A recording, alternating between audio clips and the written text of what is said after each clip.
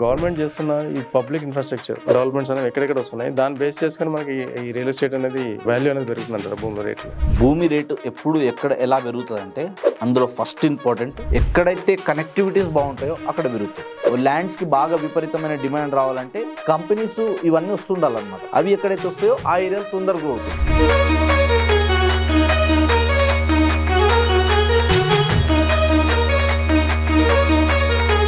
Government బాగా support చేస్తుంది, ఎందుకంటే అంత ల్యాండ్ ఉంది కాబట్టి ప్రైవేట్ ఇన్వెస్టర్స్ అందరూ ఒక దగ్గర జమ అవుతున్నారు కాబట్టి. సో వీళ్ళకి అన్ని రకాల ఎమ్యూనిటీస్ లైక్ ఎలక్ట్రిసిటీ కావచ్చు, రోడ్ కనెక్టివిటీ కావచ్చు, వాటర్ ఫెసిలిటీస్ కావచ్చు, ఇవన్నీ గవర్నమెంట్ నుంచి కూడా ప్రొవైడ్ చేయాలి. ఇప్పుడు మొన్న 4th సిటీలో మొన్నటిదాకా అనౌన్స్మెంట్ ఉండే, ఇప్పుడు వర్క్ స్టార్ట్ అయింది. ఇప్పటికి రేట్లు మారినాయి కొన్ని ఆల్రెడీ. వీటిని మనం చూసిన తర్వాత ఇన్వెస్ట్మెంట్ చేస్తే కొంచెం బాగుంటుంది, మనం సేఫ్ సైడ్ ఉంటాం. లేకపోతే మనం హరిలో పోయి ఏదో ఫోమోలో వెళ్ళిపోయి అమ్మో మిస్ అవుతుందేమో, అమ్మో ఫ్యూచర్ సిటీలో పోతుందేమో, 4th సిటీలో దొరకకపోతే కష్టమేమో, ఇక్కడ వచ్చేస్తుంది అక్కడ వచ్చేస్తుంది, ఇది అయిపోతుంది. సో ఇలాంటి ట్రాప్లో మనం పడొద్దు. నమస్తే, welcome to 3TV real estate. So మనకి హైదరాబాద్ చుట్టుపక్కల ఇన్ఫ్రాస్ట్రక్చర్ అనేది బాగానే, అంటే పబ్లిక్ ఇన్ఫ్రాస్ట్రక్చర్ అనేది బాగానే డెవలప్ చేస్తున్నారు. దాంతోపాటు కొంత ప్రైవేట్ ఇన్ఫ్రాస్ట్రక్చర్ కూడా మనకి వస్తుంది మన హైదరాబాద్కి రిలేటెడ్గా. సో దీంట్లో మనకి ప్రజెంట్ గవర్నమెంట్ చేస్తున్న ఇన్ఫ్రాస్ట్రక్చర్ ఎక్కడెక్కడ వస్తుంది, సో ఇన్ఫ్రాస్ట్రక్చర్ని బేస్ చేసుకొని రియల్ ఎస్టేట్ అనేది ఎక్కడెక్కడ మార్కెట్ వాల్యూ పెరుగుతుంది. సో ఇట్లాంటి విషయాల మీద మనతో డిస్కస్ చేయడానికి real estate expert and property advisor Sanjay Nayak garu ఉన్నారు. ఆయనతో కొన్ని విషయాలు తెలుసుకుందాం. సార్ నమస్తే. నమస్తే సార్. సార్ అయితే మనకి ఇప్పుడు గవర్నమెంట్ చేస్తున్న ఈ పబ్లిక్ ఇన్ఫ్రాస్ట్రక్చర్ డెవలప్మెంట్స్ అనేవి ఎక్కడెక్కడ వస్తున్నాయి, దాన్ని బేస్ చేసుకొని మనకి ఈ రియల్ ఎస్టేట్ అనేది వాల్యూ అనేది పెరుగుతుందంటారు. భూమి రేట్లు భూమి రేటు ఎప్పుడు ఎక్కడ ఎలా పెరుగుతుంది అంటే అందులో ఫస్ట్ ఇంపార్టెంట్ ఎక్కడైతే కనెక్టివిటీస్ బాగుంటాయో అక్కడ పెరుగుతుంది. ఇది రూల్ నెంబర్ 1. అంటే ఏ లొకేషన్కి అయితే ట్రాన్స్పోర్టేషన్ ఈజీ ఉంటుందో, ఏ లొకేషన్కి వెళ్ళడానికైతే మనకి టైం ఎక్కువ పట్టదో అలాంటి ఏరియాలు తొందరగా గ్రో అవుతుంది. అలాంటి ఏరియాలో ఏమవుతుందంటే తొందరగా జనాలు రావడానికి ఇంట్రెస్ట్ చూపిస్తారు. ఏదైనా కంపెనీస్ పెట్టాలన్నా, ఏదైనా ఇండస్ట్రీస్ చేయాలన్నా, ఇంకా డెవలప్ చేయాలన్నా కూడా ఈ లొకేషన్స్ అనేది సూటబుల్ అవుతుంది. ఎందుకు అంటే ట్రాన్స్పోర్టేషన్ ఈజీ ఉంటే ఏదన్నా అక్కడ మనం ప్రొడక్ట్ కానీ ఏదైనా మనం మ్యానుఫ్యాక్చరింగ్ చేయాలన్నా, ఏదైనా ప్రొడక్టివిటీ ఇక్కడ నుంచి తీసుకెళ్ళి వేరే దగ్గర మనం షిఫ్ట్ చేయాలన్నా, సప్లై చేయాలన్నా, సప్లై చైన్కి కనెక్టివిటీ అనేది అన్నిటికంటే పెద్ద రోల్ ప్లే చేస్తుంది. పెట్రోల్ రేట్ పెరిగితే అన్ని రేట్ పెరుగుతుంది. అట్లా మేజర్గా ఏంటంటే కనెక్టివిటీస్ ఎక్కడైతే ఎక్కువ ఉంటాయో అక్కడ ఇన్ఫ్రాస్ట్రక్చర్ కానీ ఇండస్ట్రీస్ కానీ ఎక్కువ వస్తాయి అన్నమాట. సో ఇది ఫస్ట్ రూల్. దీని తర్వాత వచ్చేసి ఏంటంటే ఎక్కడైతే ఎయిర్పోర్ట్స్ ఉంటాయో ఎయిర్పోర్ట్కి దగ్గరలో తొందరగా గ్రో అవడానికి ఎక్కువ ఛాన్సెస్ ఉంటాయి. నెక్స్ట్ వచ్చేసి ఏంటంటే మెట్రో కనెక్టివిటీ. మెట్రో ఎక్కడ వస్తుంది, ఎక్కడైతే జనసాంద్రత ఎక్కువ ఉంటుందో, ఎక్కడైతే పబ్లిక్ ట్రాన్స్పోర్టేషన్కి ఎక్కువ స్కోప్ ఉందో, పబ్లిక్ ఎక్కడైతే కొత్త ఇన్ఫ్రాని చూసి ఎక్కడైతే ఎక్కువ వస్తారో అలాంటి ఏరియాలో మెట్రో ఉంటాయి. సో ఆ మెట్రో ఎక్కడైతే వస్తుందో మెట్రోకి సరౌండింగ్ ఏరియాస్ కూడా ఆటోమేటిక్గా డిమాండ్ అనేది వస్తుంది. దీని తర్వాత నెక్స్ట్ వచ్చేసి ఏంటంటే మనకి అంటే ఖచ్చితంగా గ్రోత్ అవుతుంది అంటే ఎక్కడైతే గవర్నమెంట్ కూడా ఏదైనా సపోర్ట్ చేసినప్పుడు, అంటే ఆల్రెడీ ఇంత జనసాంద్రత ఉంది, ఇంత డెవలప్మెంట్స్ ఉన్నాయి, ఇంత గ్రోత్ వస్తుంది, ఇక్కడ మనం ఎక్కడ ఫోకస్ చేస్తే, ఎక్కడ ఏరియాలను డెవలప్ చేయడానికి ప్లాన్ చేస్తే, ఏ లొకేషన్కి మనం ఎక్కువ సపోర్ట్ చేస్తే అవి తొందరగా గ్రోత్ అవుతుంది అనే దాని మీద ఉంటుంది. సో ఎక్కడైతే ఇన్ఫ్రా వస్తుందో, ఎక్కడైతే ఇండస్ట్రీస్ వస్తాయో, ఎక్కడైతే మన కనెక్టివిటీస్ బాగుంటాయో, ఎక్కడైతే గవర్నమెంట్ సపోర్ట్ ఉంటుందో ఆ ఏరియాలో తొందరగా గ్రో అవుతుంది. ఇది symbol for real estate growth. Next వచ్చేసి ఏంటంటే ఎక్కడైతే కొత్త రోడ్స్ వస్తాయో అక్కడ ఇంకా స్పీడ్గా పెరుగుతుంది మార్కెట్ అనేది. మార్కెట్లో తొందరగా షిఫ్ట్ ఎక్కడ వస్తుంది, తొందరగా ఎక్కడ అగ్రెసివ్ గ్రోత్ వస్తుంది అంటే నెక్స్ట్ గ్రోయింగ్ ఏరియాస్. ఇప్పుడు మనం మాట్లాడుకుంటే నెక్స్ట్ ఆల్రెడీ మనకు మెట్రో ఫేజ్ 1 ఉంది, ఫేజ్ 2 ఎక్స్పాండ్ అవుతుంది. ఫేజ్ 2 ఎక్కడెక్కడైతే పోతుందో ఆ ఏరియాలో డిమాండ్ ఆటోమేటిక్ పెరిగిపోతుంది. ఎందుకు, మెట్రో వస్తున్నప్పుడు ఏంటంటే జనాలు ఎక్కువ వస్తారని అర్థం, ట్రాన్స్పోర్ట్ పెరిగిపోతుంది. అక్కడ ఏమవుతుంది, అక్కడ వాళ్ళ ఓన్ వెహికల్ పక్కన పెట్టేసి ఇలా మెట్రో ఎక్కితే మనం 10 నిమిషాలు వెళ్ళిపోవచ్చు. ఇవాళ మనం కూకట్పల్లి నుంచి అక్కడ అమీర్పేట వెళ్ళాలన్నా, అమీర్పేట నుంచి ఎల్బీ నగర్ వెళ్ళాలన్నా, ఇటు తీసుకుంటే హైటెక్ సిటీ నుంచి అక్కడికి ఎల్బీ నగర్ వెళ్ళాలన్నా ఈ మెట్రో యాక్సెస్ అనేది చాలా ఈజీ ఉంది. ఎవరు కూడా పబ్లిక్ ట్రాన్స్పోర్ట్ కూడా చాలా తక్కువ, అంటే బస్సులు కానీ ఆటోలు కానీ ఓన్ వెహికల్స్ కానీ వాడరు. వీటికి అందరూ మెట్రోనే వాడతారు. ఎందుకు, మెట్రో కన్వీనియంట్ ఉంటుంది కాబట్టి. అట్లా నెక్స్ట్ ఈ మెట్రో ఎక్కడైతే ఎక్స్పాండ్ అవుతుందో ఆ ఏరియాలో ఫస్ట్ డిమాండ్ వస్తుంది. నెక్స్ట్ వచ్చేసి ఏంటంటే ఇప్పుడు ఏదైతే రాబోయే రీజనల్ రింగ్ రోడ్ ఓఆర్ఆర్ అనేది ఆల్రెడీ డెవలప్ అయింది మనం చూస్తాం.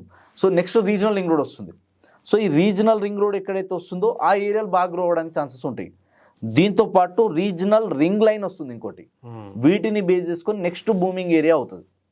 తర్వాత వచ్చేసి ఎక్కడైతే నెక్స్ట్ ఆల్రెడీ ఎగ్జిస్టింగ్ ప్రాజెక్ట్స్ ఉన్నాయో నెక్స్ట్ ఇంకా ఎక్కువైతే రాబోతున్నాయో అక్కడ బాగా గ్రోత్ అవుతుంది. అది ఎనీ హైవే కావచ్చు. ఈ ఏరియాస్ తొందరగా గ్రోత్ అవుతుంది. దీని తర్వాత ఎక్కడైతే ఎడ్యుకేషన్ ఇన్స్టిట్యూట్స్ కానీ ఎక్కువ ఉంటాయో అక్కడ ఏరియాలు కూడా తొందరగా డెవలప్ అవుతుంది. ఎందుకంటే ఎడ్యుకేషన్ బాగుంటుంది అన్నప్పుడు జనాలు వస్తారు. దీని తర్వాత వచ్చేసి ఎక్కడైతే ఎంప్లాయ్మెంట్ ఆపర్చునిటీస్ అంటే ఇండస్ట్రీస్ పరంగా కావచ్చు, లైక్ అది ఫార్మా కావచ్చు, ఐటీ కావచ్చు, టెక్స్టైల్ కావచ్చు, మ్యానుఫ్యాక్చరింగ్ కావచ్చు, ఇలా ఎక్కడైతే ఇండస్ట్రీస్ బాగా వస్తాయో అలాంటి ఏరియాల్లో కొంచెం తొందరగా జనాలు రావడానికి, ఆ ఏరియాలకు సరౌండింగ్ ఉన్న ఏరియాలలో ల్యాండ్స్కి బాగా విపరీతమైన డిమాండ్ రావాలంటే కంపెనీస్ ఇవన్నీ వస్తుండాలన్నమాట. అవి ఎక్కడైతే వస్తాయో ఆ ఏరియాలు తొందరగా గ్రో అవుతాయి. సో అలా ఏరియాలను కూడా బేస్ చేసుకొని కూడా మనం ఇన్వెస్ట్మెంట్ చేయొచ్చు. ఆ ఏరియాస్ కూడా నెక్స్ట్ బూమ్ అవుతాయి.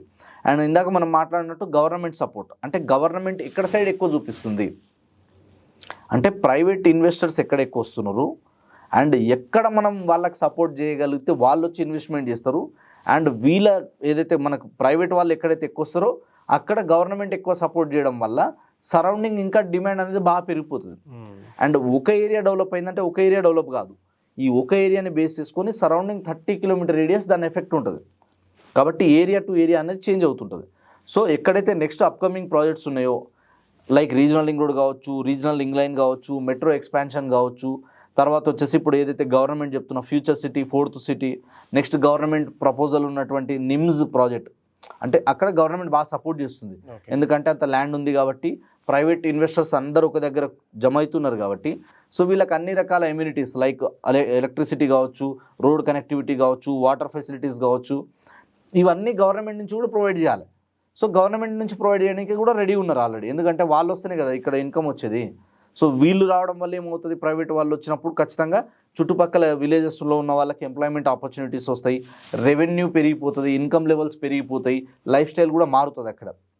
కాబట్టి నెక్స్ట్ గవర్నమెంట్ ఎక్కడెక్కడైతే ప్రపోజల్స్ పెట్టినాయో అలాంటి ఏరియాలో మనం ఇన్వెస్ట్మెంట్ చేయడం, లేదా నెక్స్ట్ ఏదైతే ప్రైవేట్ ఇన్వెస్టర్స్ ఎక్కువ వస్తున్నారో అలాంటి ఏరియాలో మనం ఇన్వెస్ట్మెంట్ చేయడం బెటర్. ఎందుకంటే వాళ్ళు ముందు చూపుతో ఇన్వెస్ట్మెంట్ చేస్తారు.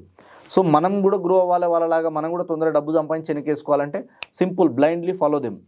బిగ్ బిజినెస్ మ్యాన్ ఎక్కడ ఇన్వెస్ట్మెంట్ చేస్తున్నారో అలాంటి ఏరియాలో ఇన్వెస్ట్మెంట్ చేయాలి, లేదా గవర్నమెంట్ ప్రాజెక్ట్స్. అట్లాంటి ఏరియా అంటే మనకి ఇన్ఫ్రాస్ట్రక్చర్ ఇప్పుడు ఈ 4 హైవేస్లో మేజర్ హైవేస్లో ఎక్కువగా ఇన్ఫ్రాస్ట్రక్చర్ ఏ హైవేలో ఎక్కువ వస్తుంది? ఇప్పుడు మేజర్గా ఎక్కువ ఇన్ఫ్రాస్ట్రక్చర్ వచ్చేదైతే అంటే మనం మాట్లాడుకునేది ఇప్పుడు లేటెస్ట్ టాపిక్ అయితే తెలుసు కాబట్టి శ్రీశైలం హైవే 4th సిటీకి ఎక్కువ ఉంది కొంచెం. ఎందుకంటే అందరూ అడిగినప్పుడల్లా వాళ్ళు ఏమంటారు అంటే ఫ్యూచర్ సిటీకి దగ్గర ఏముందా, ఎందుకంటే మొన్న ఆల్రెడీ వర్క్ స్టార్ట్ అయింది, ఏదైనా అవుతుందేమో అన్న ఎక్స్పెక్టేషన్తో ఎక్కువ మంది వస్తున్నారు. సో ఈ సరౌండింగ్లో తుక్కుగూడ సరౌండింగ్ ఏరియాస్ బాగున్నాయి, ఆల్రెడీ విల్లా డిమాండ్ కల్చర్ బాగా పెరిగింది అక్కడ. సో ఈ ఏరియా బాగుంది.